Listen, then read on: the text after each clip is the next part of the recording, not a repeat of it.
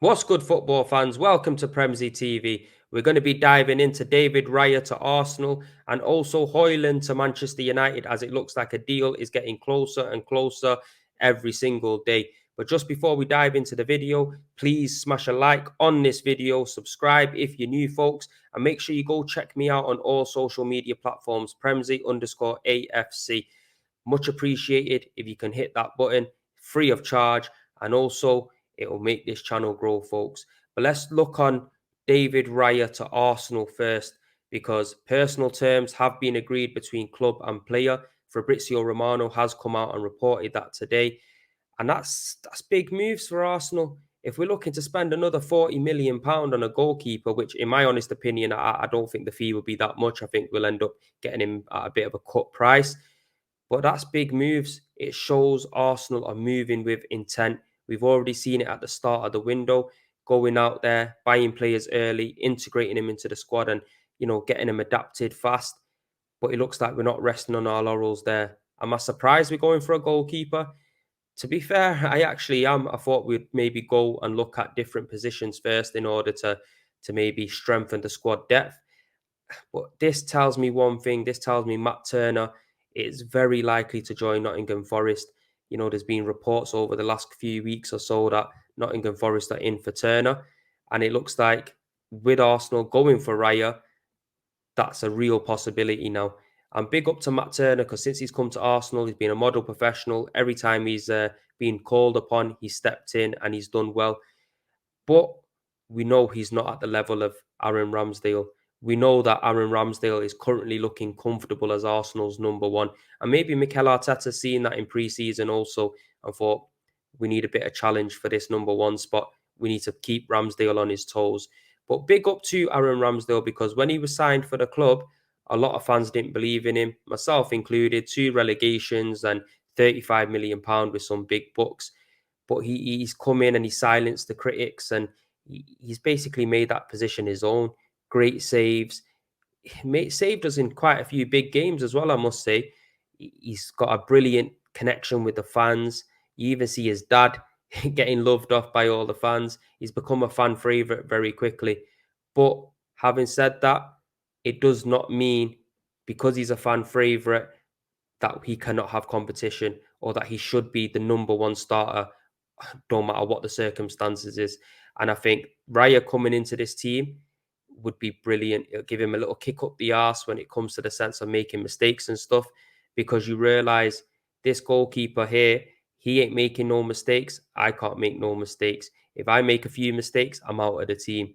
And what Raya will give to us, he's got a lot of composure on the ball. He's very good with his feet as well. And we have actually been interested in for a few years now. It looks like Arsenal wanted him before we even signed Aaron Ramsdale, but the fee was a little bit too much for us at the time. Brentford wanted. But these men have actually gone out there and brought a replacement for Raya already. So it looks like, you know, they're not really bothered in losing him. So we'll take him. Happy days. I love to have Raya in the team. I think with Champions League football, FA Cup, Premier League, Carabao Cup, we need a good big squad, a strong squad. We see with Manchester City, they're always rotating. You don't really know who's starting each week, because sometimes you're looking and you got Kevin De Bruyne on the bench, you've got Haaland on the bench, sometimes Ortega's in goal. We don't know. And this is what makes Man City so great. They're very unpredictable, and it doesn't matter who they put into their team, the quality is the same throughout. And I honestly believe that's what we need to be building at Arsenal. And it looks like we're showing good signs of that. So Raya to Arsenal, I am with it 110%. I am totally with it. I think it's a good signing. But for me, we can't stop there. We've got to go out and look for other positions, i.e. midfield, potentially a striker. Well, to be fair, I want a striker. Would the club do it? That's another question. It looks like we want another winger. There's been talks of us potentially signing the Napoli kid. I'm not even going to try to pronounce his name because it's a mad thing. Crava or something like that. Keep it short and sweet. But he's actually decent. But Raya to Arsenal, if it happens, happy days. 40 million, I think, will be a little bit too much for him. And I think we could potentially utilise that money in other areas. But it depends on what we get for Matt Turner. Potentially 10, 15, 20 million for Matt Turner. It'll soften the blow on the Raya deal. But I don't know, guys. You let me know in the comments what you think about Raya to Arsenal. Do you think it'd be a good signing? Do you think he'll take Aaron Ramsdale's spot? Make sure you let me know, because I honestly don't think he'll come in to take Aaron Ramsdale's spot. I think it's just there for competition. Maybe Arteta might try something totally different, something that other Premier League managers don't do, and maybe rotate his goalkeepers, not on a game to game basis, but sometimes if we're playing against a low block team or we're playing against a team that's defensive, maybe play Raya instead of Ramsdale so he can help build up the attack from the back. He's good with his feet, confident with the ball, very good range of passing. Maybe when we're playing against bigger teams that are looking to put it on us, start Ramsdale. You get me? He's physical. He likes to shout. He winds the away fans up as well. So maybe Arteta's looking at a potential of swapping the goalkeepers around. Sometimes he can play in the Premier League. Sometimes he can play in the Champions League. Now we've got competitions that we're in, and we don't want to be throwing anything away. So it's all going to be nice and juicy. Haaland, oh, sorry, not Haaland, Hojlund to Manchester United. How crazy is that? United potentially are looking to be signing Hojlund, and it looks like everything is more or less agreed. Medicals being done, fees being agreed of £64 million, rising to 72. And everyone's saying it. They're saying he's the B Tech Haaland. Is it a little bit harsh on this lad or what? Poundland Haaland, they're saying. But look, we got to cut this guy some slack. There's going to be a lot of pressure on his shoulders coming in with kind of the same name as Haaland. But I think we're all safe to say he's nowhere near the level of Erling Haaland. And he looks a decent prospect. Is he the finished article now? No. Will he improve Manchester United? I think he will improve their attack. I think anyone's an improvement on Waghurst, to be honest with you. He was very slow. Yeah, he had a lot of running in his legs, couldn't finish the ball. For a big guy, couldn't really header the ball. I think him coming in, he would definitely give United a little bit of pace up front. He's strong, can hold the ball up.